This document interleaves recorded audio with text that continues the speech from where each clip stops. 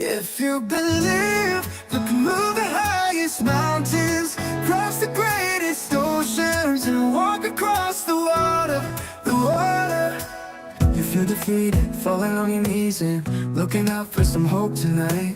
You try to stand up, but you throw your hands up like you no longer have the strength to fight. Cause you've seen too many sunsets, too many days ending in the darkest night. But on your own, you'll never know, you'll never know. If you believe you can move the highest mountains, cross the greatest oceans, walk across the water, the water. Believe you can move the highest mountains, cross the greatest oceans, walk across the water. If you believe.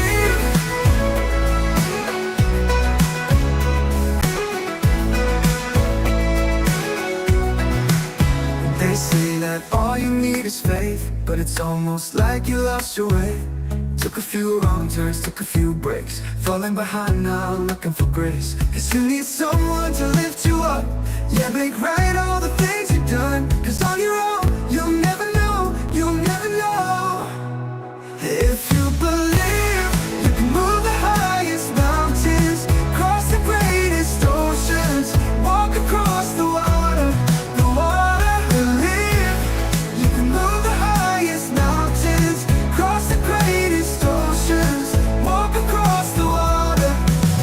If you believe, yeah, you can do anything, you can do anything, you can do anything. If you believe. Buenas. No, it's not One- easy. Oye, One vamos question, can you see the subtitles that are over there in the Zoom meeting or not?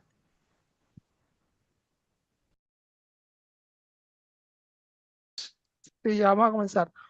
Buenas tardes, buenas noches, desde donde nos estén viendo.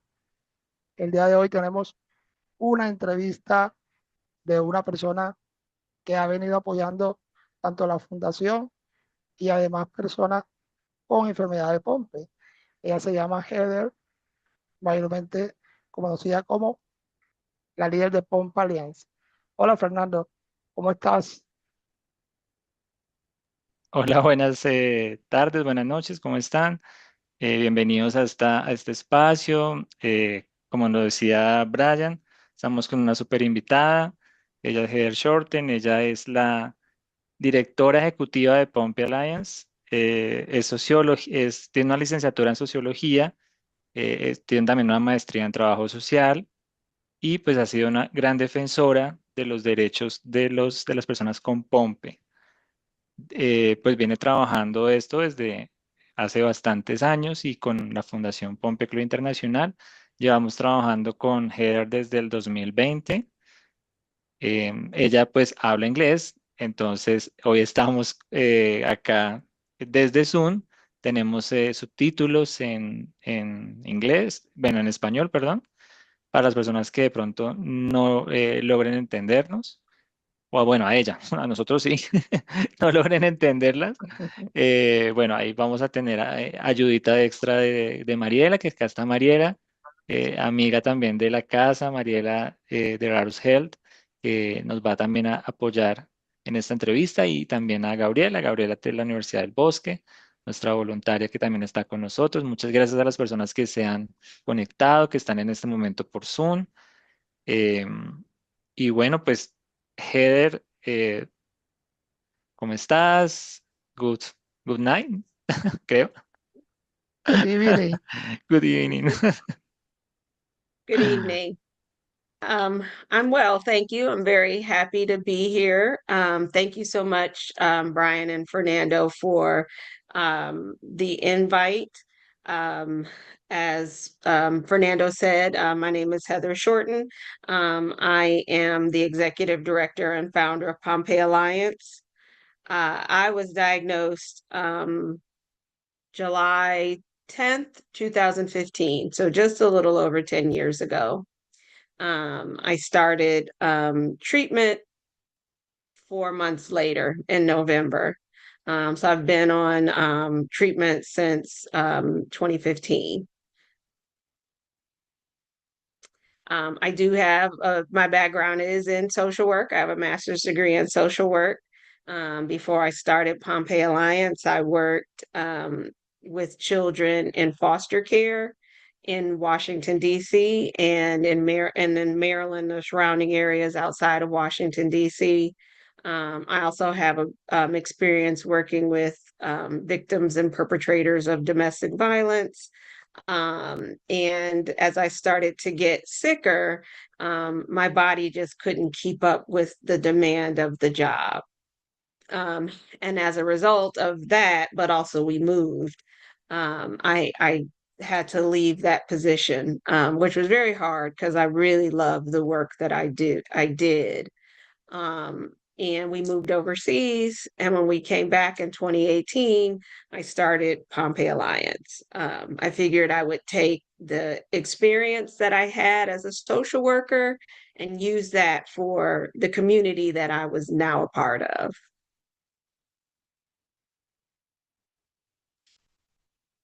De Fernando, que ya están llegando los saludos para Heather en redes sociales. Nos saluda el brasileño, no sé si lo conoces, pero nos están hablando. Dice, gracias por brindar esta entrevista, Heather. Hay mucha gente que quiere conocerte, saben de tus capacidades y de todo lo que has logrado. Desde Ok. Brasil. Mira, That makes me feel so happy. Thank you. excelente. Heather, yo tengo una pregunta. ¿Cómo fue esa primera vez que te diagnosticaron con enfermedad de Pompe? ¿Cómo lo recibiste? So oddly enough, I was in the hospital for another reason.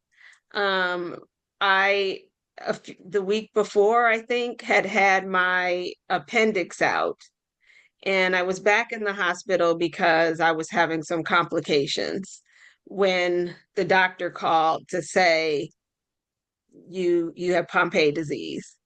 And I went through this gamut of emotions. I was scared, I was sad, I was anxious, but I was also relieved and happy because, first of all, he said to me, you have Pompe disease, and the good news is there's treatment for this.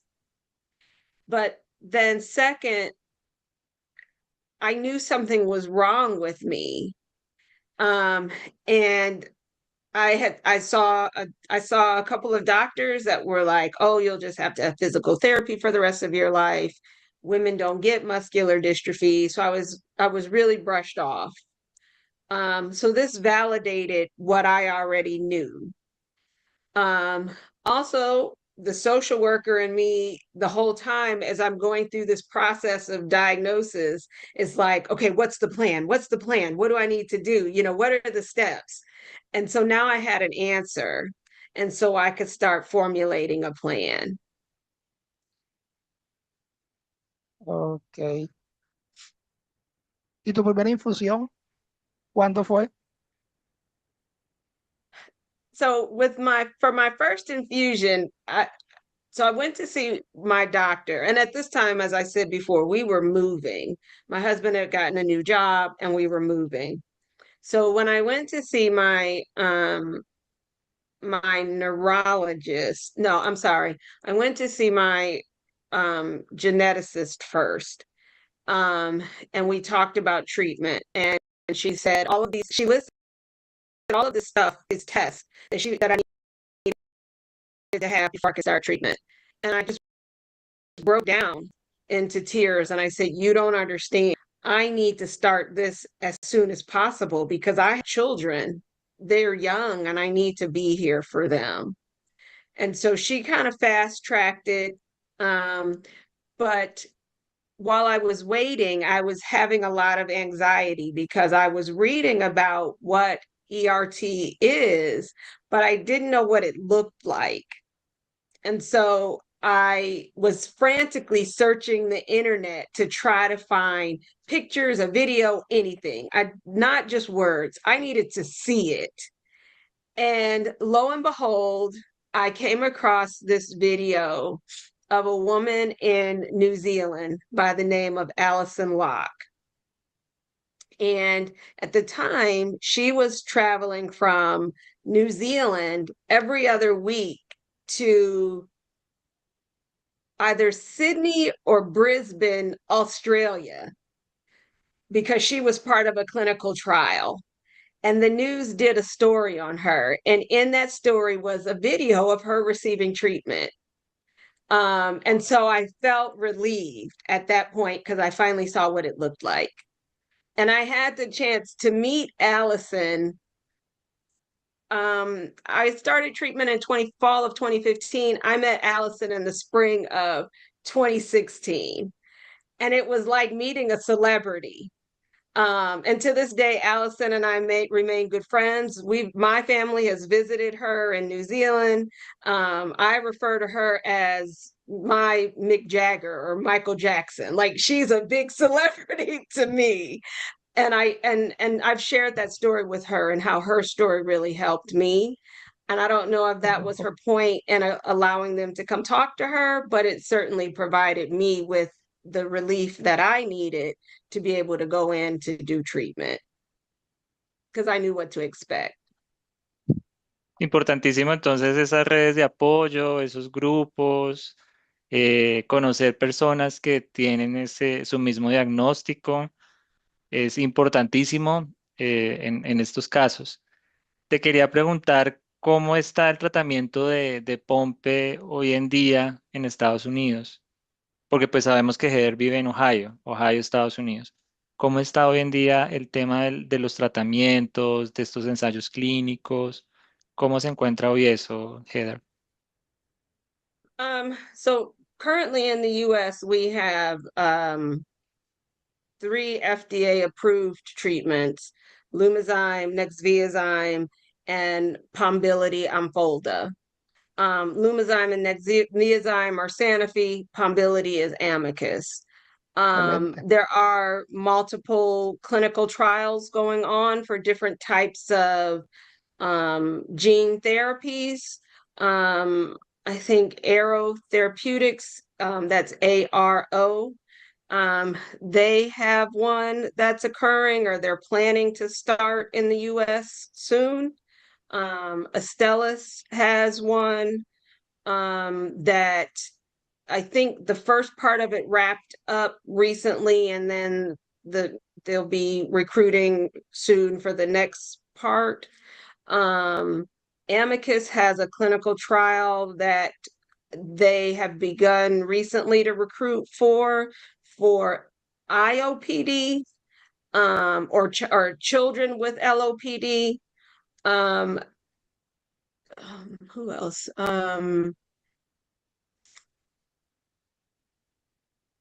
Wow. I think Ask Bio has one that's gonna be there are several companies here that are working on them. We actually, Pompe Alliance worked with Rare X and Pompe Warrior Foundation. And over the summer, we held a 3-part webinar series where we kind of covered this issue. And you can see them on our YouTube channel. Una pregunta. Mariela también, si desea preguntar, con mucho gusto Adelante. nos dices, Mariela. Si deseas preguntarle algo a Heather. Claro, sí, por supuesto. O sea, me imagino que tiene muchísimo conocimiento y, bueno, como desde su experiencia como trabajadora social y también como paciente con Pompe, em, quería preguntarle también cuál ha sido como los desafíos más grandes en cuanto a salud mental que ha visto en su comunidad. That showed up totally in Spanish on my end. Okay, sorry. I'll make the No question in worries. English. I was saying that what would be interesting to know, which are the biggest challenges in mental health inside your Pompe community in the USA. Sure. So, Pompe Alliance conducted mental health research. We started about 2 or 3 years ago conducting mental health research. And we started with a survey, and we surveyed patients and caregivers, patients 18 and over, and caregivers. We found that so the biggest challenge is finding a provider that understands the needs of a person with Pompe or a caregiver of a person with Pompe. We found that we also found a big challenge. Well, we also found that doctors just often aren't even recommending it at the time of diagnosis, which is a challenge. Patients and caregivers want to receive mental health services, but doctors aren't recommending it. And then there's also the time aspect. Patients and caregivers are saying, look, I've got 5 specialists that I see, I've got treatment. Some people, especially children, might be receiving this treatment once a week. And so the challenge is, where do I fit one more specialist into the list of people I already see? But the biggest challenge, I think, is finding a provider that understands your journey as a patient or a caregiver. And being not only understanding it, but being sympathetic to it. Es importantísimo, ¿no? El tema de salud mental. Pues eso también lo hemos visto con raros, con todas las investigaciones que se han creado. Heather, ahí nos estás entendiendo ¿tienes los closed caption? Yes. Heather, Heather, Yeah. ¿estás entendiendo? I'm sorry, can you repeat that? Ok. Bueno, te estábamos diciendo que el tema de salud mental es importantísimo. Pues ya que te lo había preguntado Mariela, la pregunta que quería hacerte era, bueno, ya nos comentaste en este momento el tema de los resultados. Estos resultados se dieron también en abril en la conferencia de Pompe para adultos en Duke University, y ahí se mostraron pues estos resultados de esa encuesta de salud mental de pacientes y cuidadores. Esos resultados, a grosso modo, Heather, ¿cómo los ves? ¿Los ves bien? ¿Los ves mal? ¿Van en caída? ¿Van en subida? ¿Cómo ves la salud mental ahorita de los pacientes, sobre todo?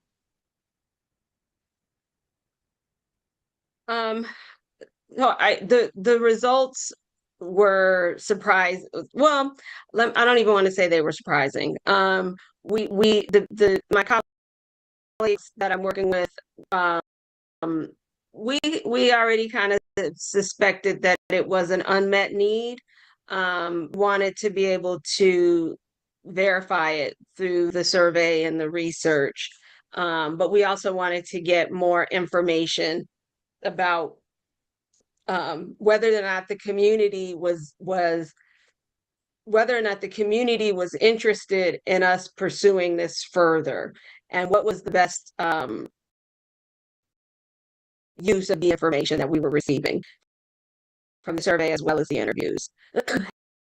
As far as how we're doing in the US with mental health, we have a long way to go.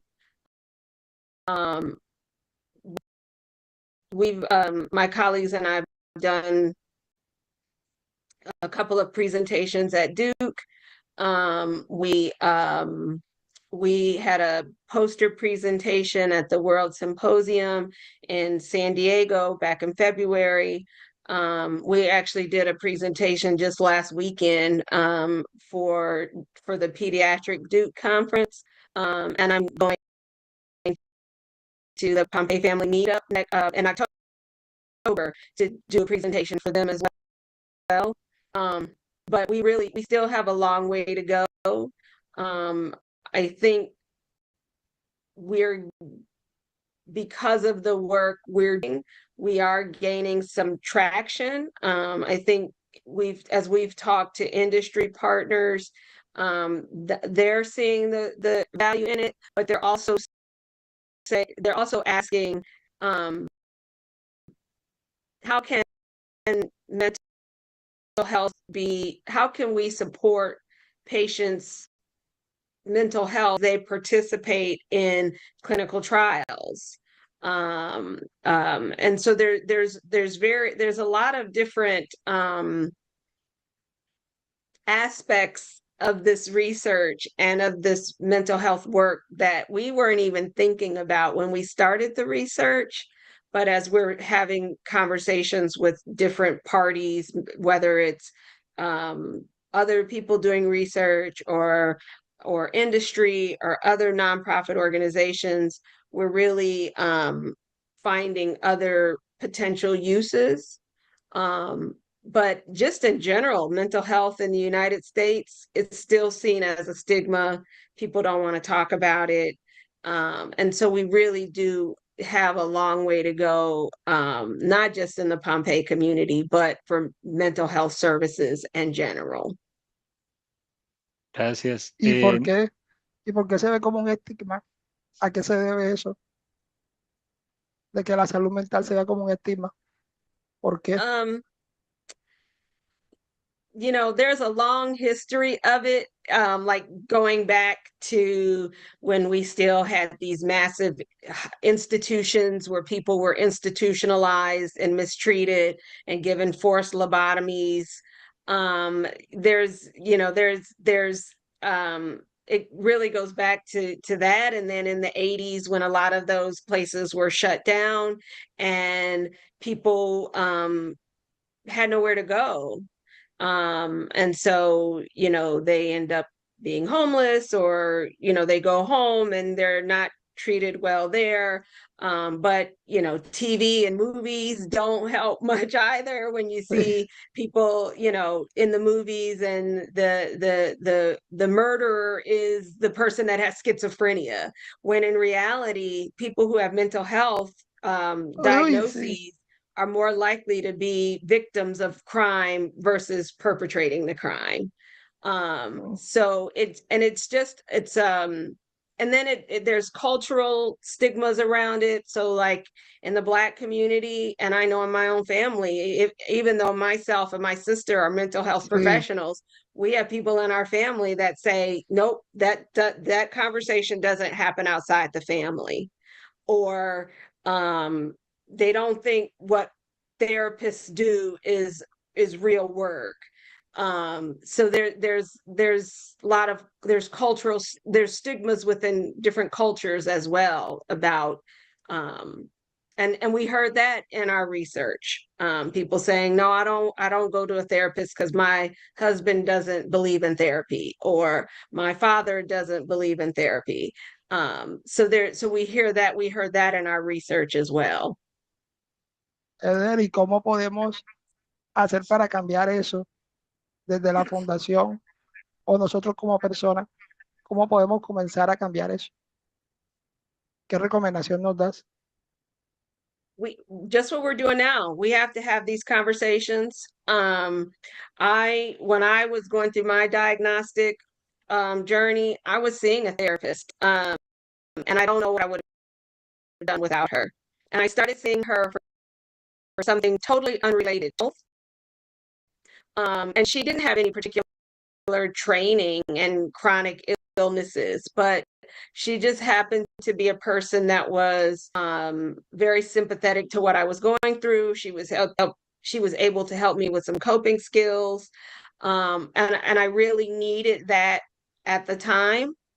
After my second child was born, I had severe postpartum depression. I was suicidal. I had to stay in the hospital a few times because of that.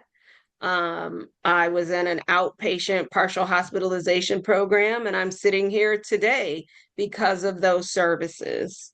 And during COVID, I went back to seeing a therapist because as a person with an illness that affects my respiratory system, COVID was terrifying to me. I didn't want to leave my house. Sí. And so I went back to seeing a therapist because I needed someone to help me through that.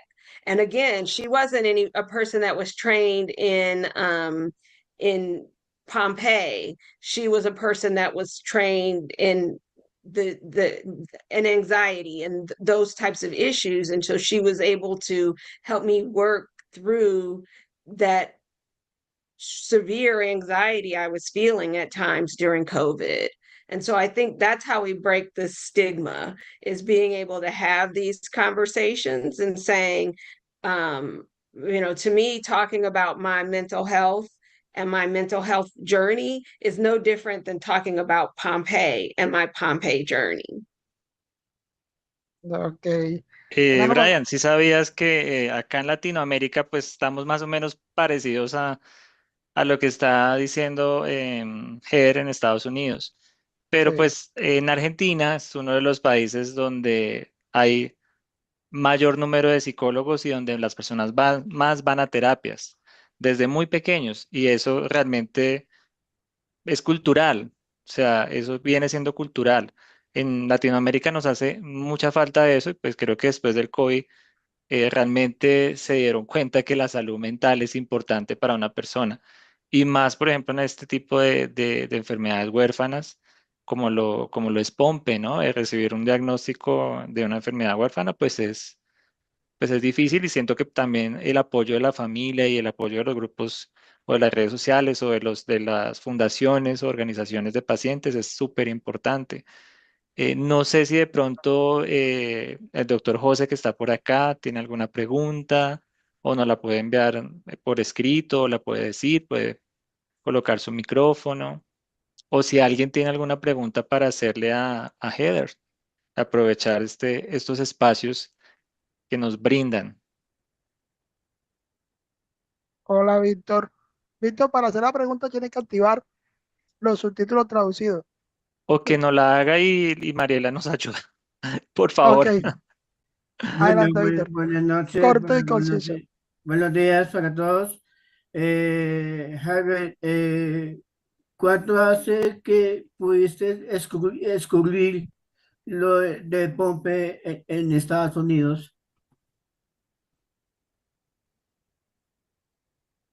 Eh, La María. pregunta es, ¿hace cuánto pudiste descubrir la enfermedad de Pompe? About how long ago did I hear about Pompeii?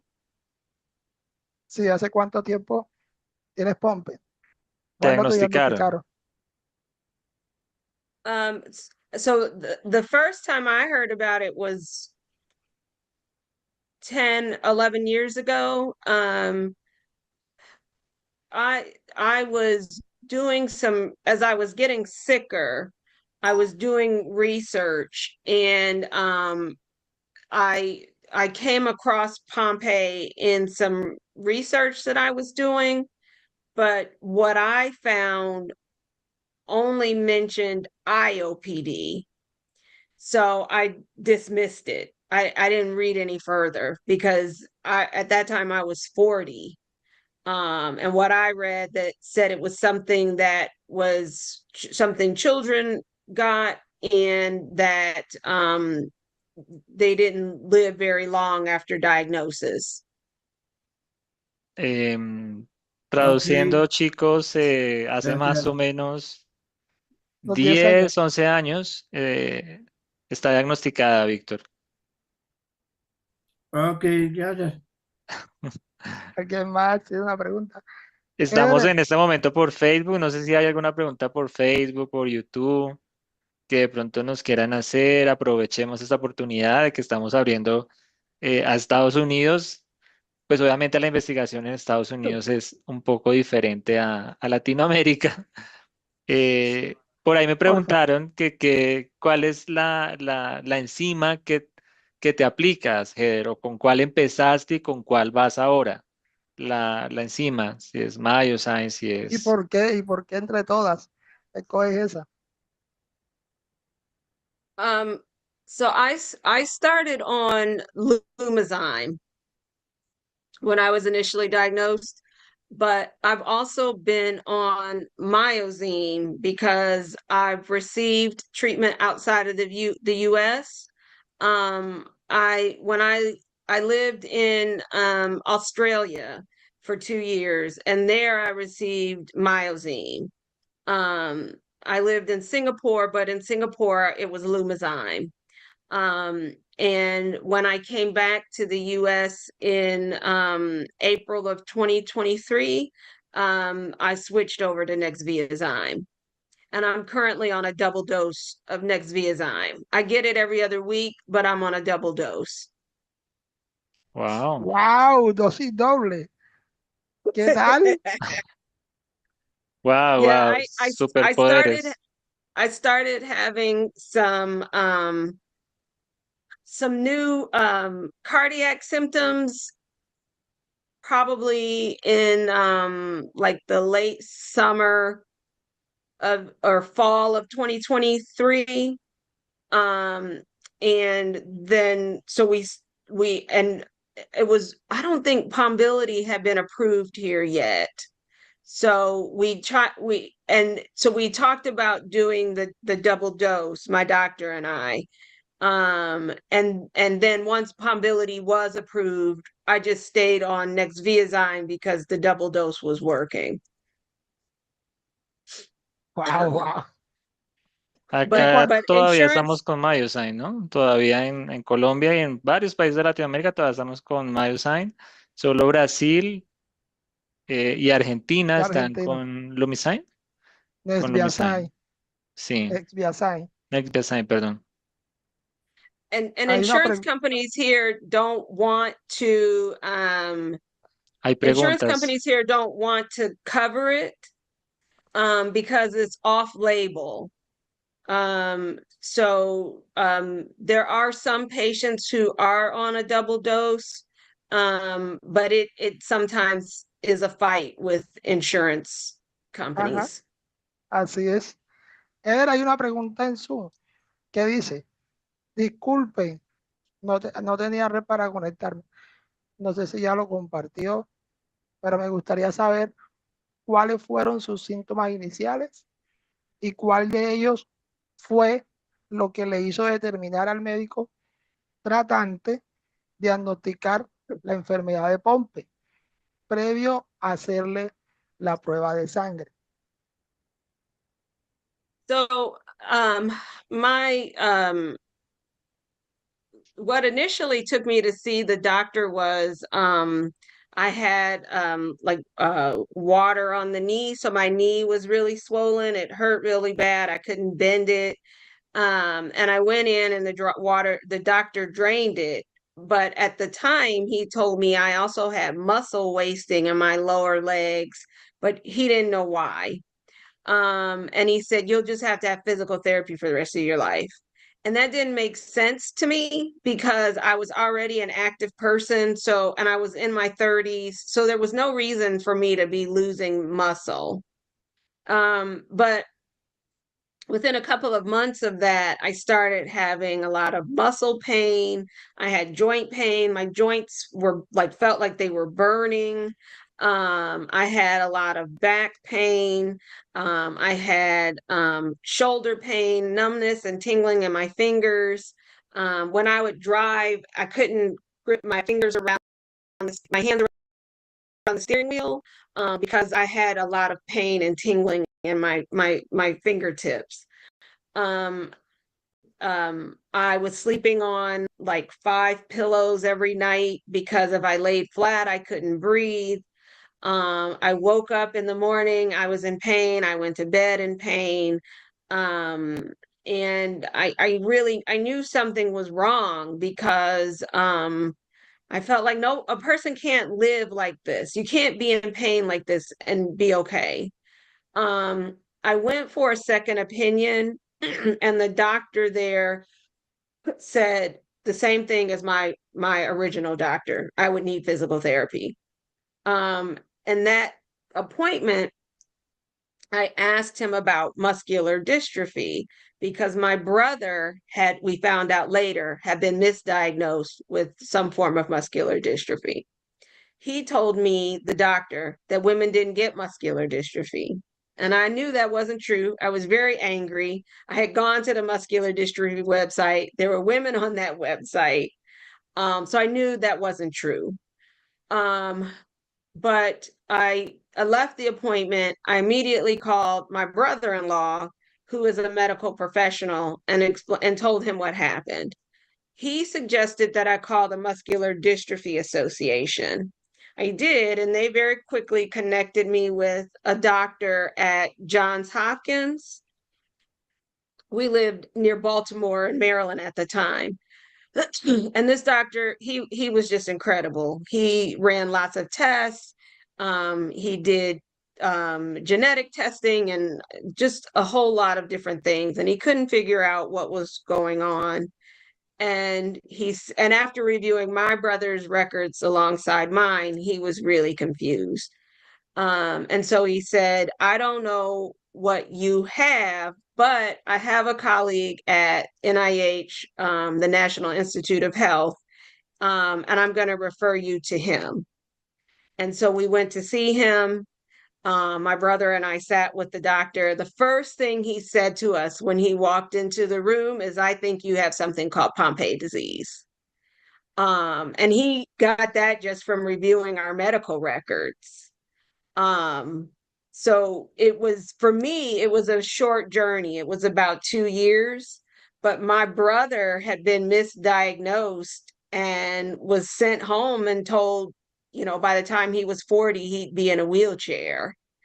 And so they didn't give him any hope. They didn't, they totally dismissed his concerns. And he so for him, he now had a treatment. Before, whatever it was they had diagnosed it with him with, there was no treatment for.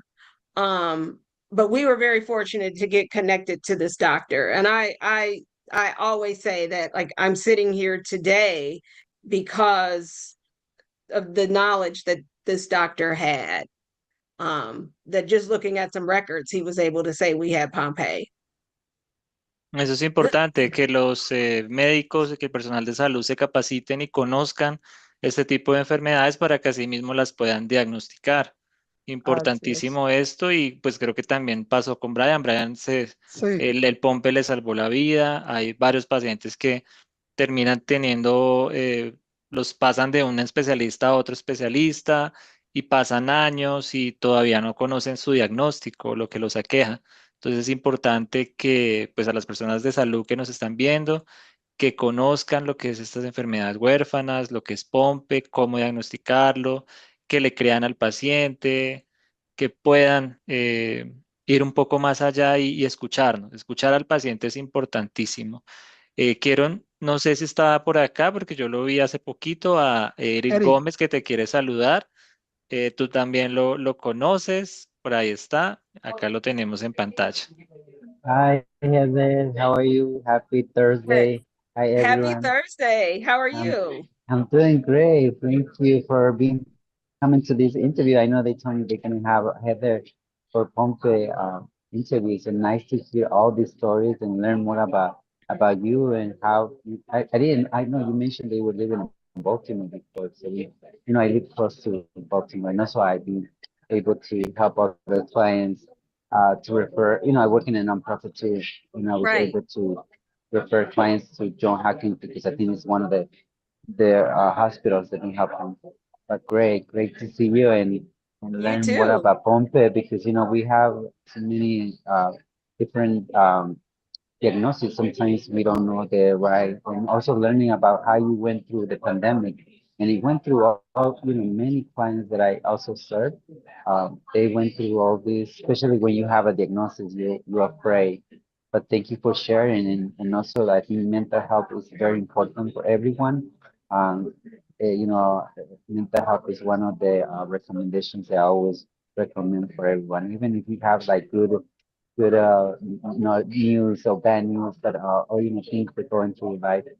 Vaya, gracias chicos por estar acá. La verdad que contento de estar acá conociendo más sobre lo que está compartiendo Heather. La conocimos en un evento en North Carolina y qué bien que viene a contarnos esta parte de su historia, de lo que ha pasado y cómo también la salud mental es muy importante. Gracias, quería saludar. Yo sé que estoy acá en el trabajo. I'm at work. I'm still at work, but I just want to say hi and thank you It's good to from see this you. part. Good to see you too. Bueno, y también queremos saludar a Ruth, que se encuentra acá por medio también de FECOER, que nos están acompañando y también hace parte de todas estas organizaciones de pacientes que visibilizamos el tema de enfermedades huérfanas. Ruth Gallego, que está acá con nosotros, bienvenida y muchas gracias por estar acá en este espacio. Si tienes de pronto alguna pregunta para nuestra invitada o si nos escribes por el Zoom, como quieras, Ruth. Y pues muchas gracias también a FECODE por siempre estar atentos a todo lo que en este momento hacemos en redes sociales, prestos a colaborarnos en todas las charlas. Ruth, ¿estás Así. por ahí? No, creo que está con el micro apagado. Bueno, Brian, ¿cómo vamos en redes? ¿Cómo estamos? ¿Hay alguna pregunta que de pronto haya por ahí? No sé si Mariela. Ruth dice que no tiene preguntas. Mariela, si tiene alguna pregunta también. Yes, I was about to raise my hand and make a question because everything you've shared, Heather, is so interesting and you're being so generous with your experience with all of us. And we're really learning from that you've been telling us. And my question is that since you had this experience of traveling abroad and having the responsibility of taking care of your health in different countries, how have you seen like your accessibility to treatments outside the US or even inside the US? How have you managed getting them, your finances in Singapore and Australia that you mentioned that you traveled to? So as far as insurance goes for my family, we're very fortunate. My husband works for the government, and so we have better insurance than most people in the US. It's affordable. It affords our deductibles and what we have to pay out of pocket are a lot less than what other people might have to pay. But when we moved overseas, it's a little bit more complicated because we have to, so when we went to Australia, um, our insurance provider doesn't do what they call a direct billing agreement with providers outside of the United States. So when we went to Australia, we had to work something out with the doctor, the hospital, and Sanofi, so that I could still get the care that I needed outside of the US, but we weren't paying out of pocket for it. What we ended up paying out of pocket for was the use of the hospital, which was like 1,000 Australian dollars per treatment. So about 2,000 Australian dollars a month. And so when we are overseas, we have a card that we use just for medical costs. So we pay that, then we submit it to our insurance provider reimburses us, and we use that money to pay the card, which is what a lot of people do when Americans, when they live outside of the US. Unless you're in the military, that's a different story. Those people, they can go wherever when they're outside of the US. When we went to Singapore, however, the doctor there wanted a direct billing agreement. He wanted to be able to bill our insurance provider directly. And we went to our insurance provider and we said, the doctor wants to do this. How do we make it happen? And the insurance provider said, we don't do that. And so my husband and I were like, that doesn't mean you can't do it. So we were really looking at lots of different options to make this happen. And at the end of the day, after much pushing, and it took more than a year, the insurance decided they were going to draft a contract that they submitted to the doctor, and the doctor, they now had a direct billing agreement with him. That was the first time this insurance provider had ever done that. And since while we were there, for all of my treatment for the drug, the use of the hospital, he billed the insurance directly. So we never saw a bill for it. Other things so like when I would go see my neurologist, not my neurologist, because he was the one that was doing the treatment, my cardiologist, for example, I paid out of pocket to see him, and then we got reimbursed by our insurance. But the difference that I found in being in overseas versus being in the US, when I would call my doctor to say I need to come in for an appointment, they would say to me on the phone, okay, your visit is going to be $100. Or when you went in to the office to see her, it was like a menu, like on the counter, where it said, these are the things that the doctor might do. An exam costs this, EKG costs this, and it had prices. You never see that in the US. Never. So when I go to the doctor, I get billed to my insurance, and my insurance pays a portion of it, but I have a copay, which is like $20. So it's not much, but you in most cases, you don't know in advance what you're being billed. Now, I don't know if it's United States wide law or if it's Ohio, but the Cleveland Clinic, which is where I receive my care, they have a thing that's like no surprise bills or something.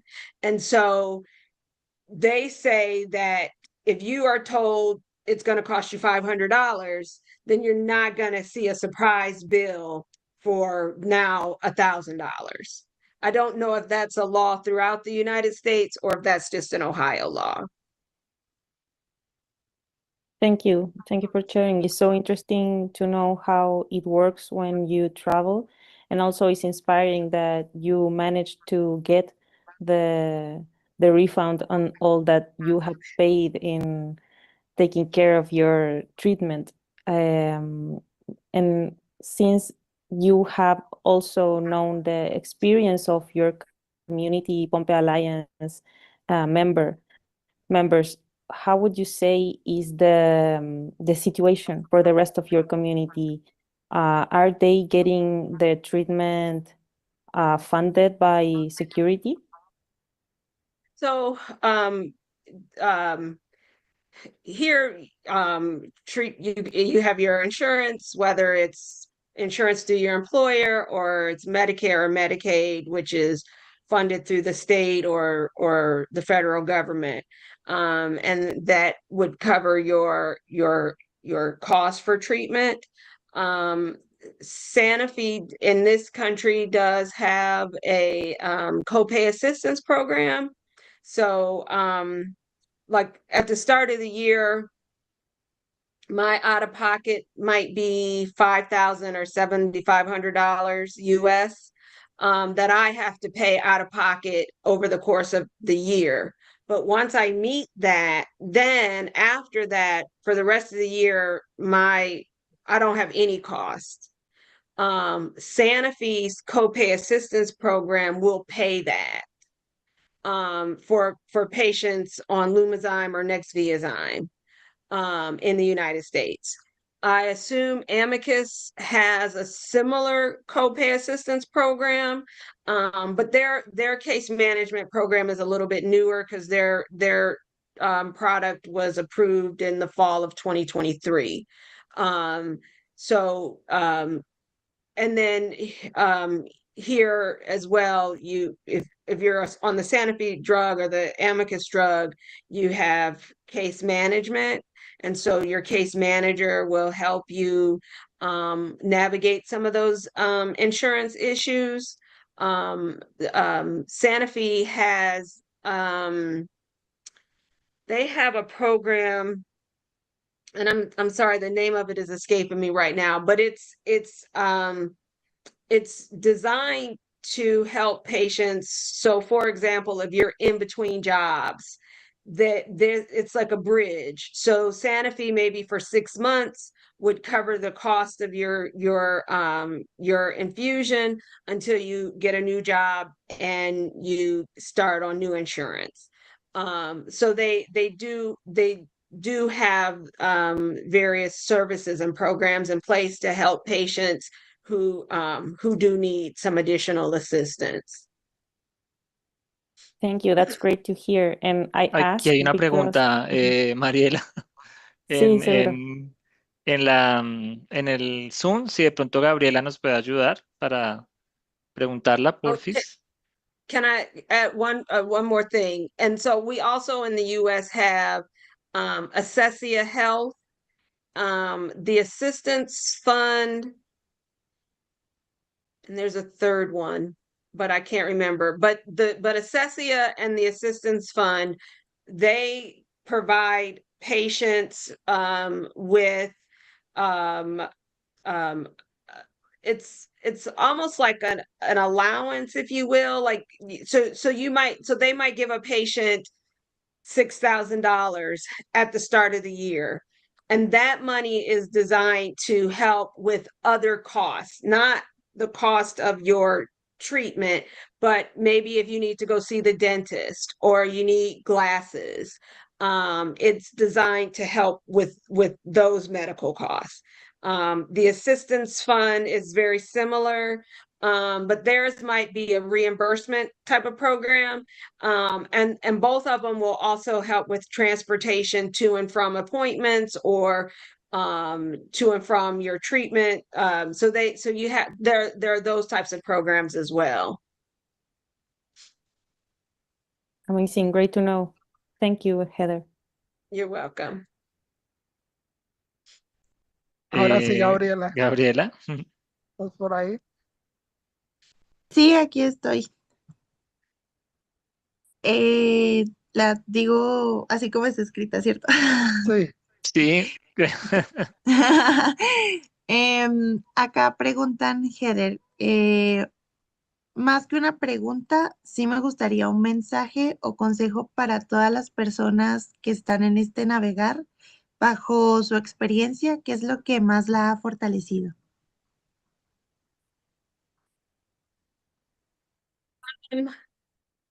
That's an interesting question. I definitely think my support network has helped me to be strong. I remember when I was on this journey, I have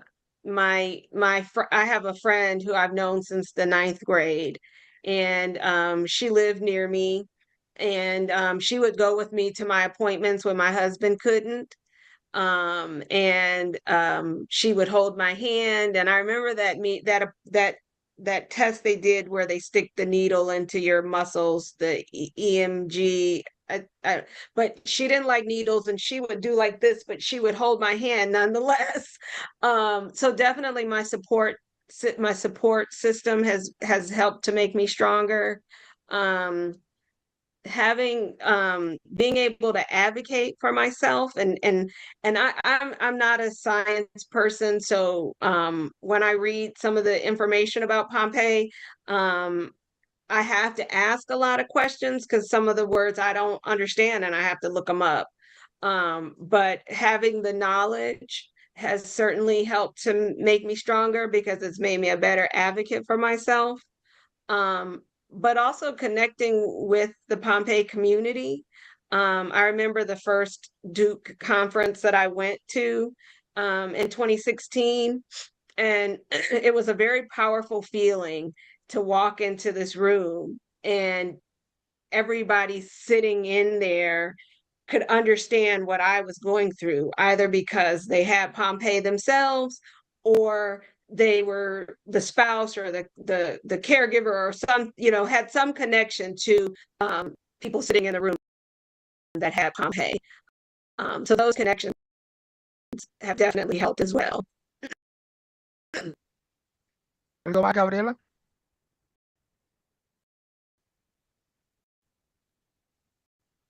Bueno, No, no hay más preguntas. entonces, no sé si alguien más tiene por decir para ver si vamos cerrando, que ya van a ser las 7 Colombia, 8 Ohio. Sí, acá solo just to close what I was saying, thank you for sharing everything that you mentioned about insurance and funds and patient support programs, because right now in Latin America, it feels like we are light years ahead, I mean, behind the US and the programs that you have available. But it's inspiring to know that they exist, that you've been able to advocate for yourselves in communities to ask for this kind of support. And it gives us ideas on what to ask here too. So I'm sure that with the Pompe Club International Foundation and also businesses in health tech like Raras Health, we can keep on pushing to get this kind of assistance here too. So thank you very much. You're welcome. Muchas gracias de I verdad, always Mariana. I always say, part of what I think helped me to be able to be overseas and be with my family, because if I wasn't able to go, then we would have been separated. You just don't take no for an answer. You just keep asking. And if somebody said no to me, I went on to the next person. You'll get Amazing. to somebody that says yes at some point. Yes, definitely you're setting a great example for all of us. Thank you. Thank you. Y hay Australia was my una number frase. one bucket list item. I'd always wanted to go to the Great Barrier Reef. When I was a kid, I wanted to be a fish. So I was not letting my husband go there without me. Y yo quiero cerrar con una frase que posteó alguna vez Heather en su LinkedIn, que me llamó mucho la atención, que dice que es de Muhammad Ali, que dice, no cuentes los días, haz que los días cuenten. Me pareció una frase que hace como que todo lo que está trabajando en este momento Heather, y de verdad, pues sé que significa mucho esa frase para ti, Heather. Y bueno, darte las Um, gracias. Ah, sí. Since I was diagnosed with Pompe, I really have changed the focus of what's important to me in my life. I loved my job and I was working really hard at my job. But that was taking me away from family time, and I'm a quilter and I wasn't quilting. And so the days were, I was just going through the days.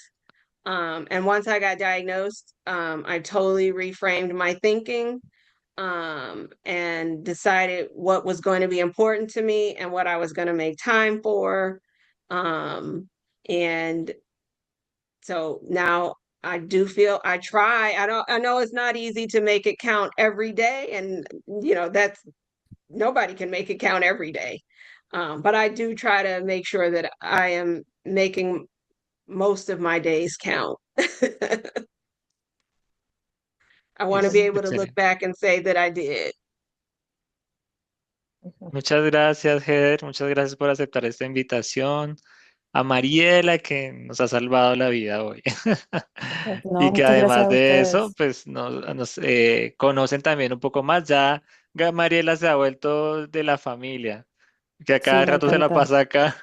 Sí, yo feliz también de acompañarlos, de ayudarlos también en lo que pueda, y sobre todo también es un privilegio poder aprender junto a ustedes en este tipo de actividades que también ustedes siempre son tan generosos de hacer para toda la comunidad. Así que muchísimas gracias. Brian, Oh, encantado y dispuesto a recibir a Heather en Cartagena. Te queremos en Colombia, Heather. Te queremos, Heather. Oh, No, Bienvenida, I would bienvenida. love to come. I would love to come. sí, sí, sí, ojalá y puedas algún día venir a visitar nuestro hermoso país, y luego Latinoamérica también, Chile, otros países y puedas compartir con esta comunidad que siempre te abre los brazos, siempre te extiende los brazos para que estés con nosotros. Y de verdad, muchas My gracias a las sister, personas que se quedaron. Dime. my sister is trying to plan a trip to Chile. There's a city there that she wants to visit, and I can't remember, but she also wants to do this drive. So, so maybe we're looking at possibly doing that. So, Of course. Well, I'll talk to you later. We can keep communicating and okay, that would maybe, be wonderful. yeah, of course. Great to know you. Thank you, Heather. Yes, you too. Thank you. Gracias, Thank you gracias a for having todos. me. Thank you Ay, for having me. no te me vayas, Ger, no se me vayan porque para tomarnos una foto. y hay un mensaje, ¿Y hay un mensaje? Ah, sí, hay un sí, mensaje de Ruth. de Ruth. Gabriela, ¿estás? Eh, Porfa, ¿no lo lees? Sí, claro. El mensaje de Ruth dice, muy lindo, son muy valientes todos. Estas historias impulsan a continuar y no rendirse. Cada día es una oportunidad para vivir con amor, fuerza y resiliencia. Admiración total. Y desde Facebook, Sandra Marín nos dice, Oli, hola, hello, Sandra está de cumpleaños, happy birthday to you. Feliz happy cumpleaños a birthday. Sandrita, que es Oh, Hey, happy birthday. happy birthday, sí, creo que está en Barranquilla, está por cerca. allá en la playa, playa, brisa y mar, qué delicia, qué envidia. Ella también nos ha colaborado muchísimo, conoce mucho sobre el tema de cuidadores, del cuidado, y pues también unas grandes felicitaciones a ella y un abrazo a la distancia.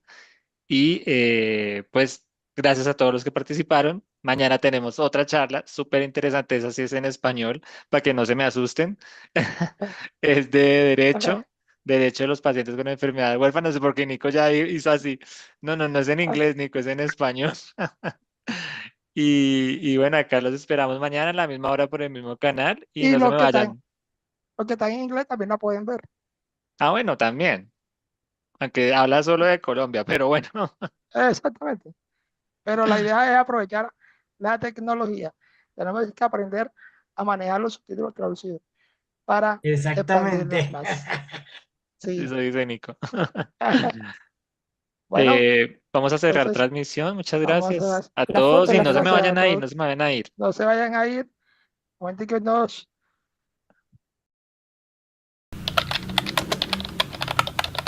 If you believe you can move the highest mountains, cross the greatest oceans, and walk across the water, the water. If you're defeated, falling on your knees and looking out for some hope tonight. You try to stand up, but you throw your hands up like you no longer have the strength to fight. Cause you've seen too many sunsets, too many days ending in the darkest night.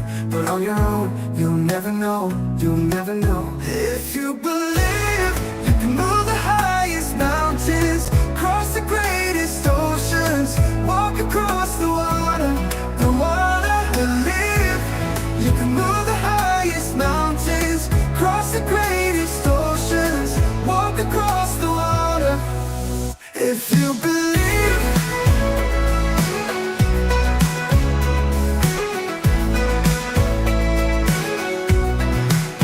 They say that all you It's almost like you lost your way. Took a few wrong turns, took a few breaks, falling behind now, looking for grace. 'Cause you need someone to lift you up. Yeah, make right all the things you've done. 'Cause on your own, you'll never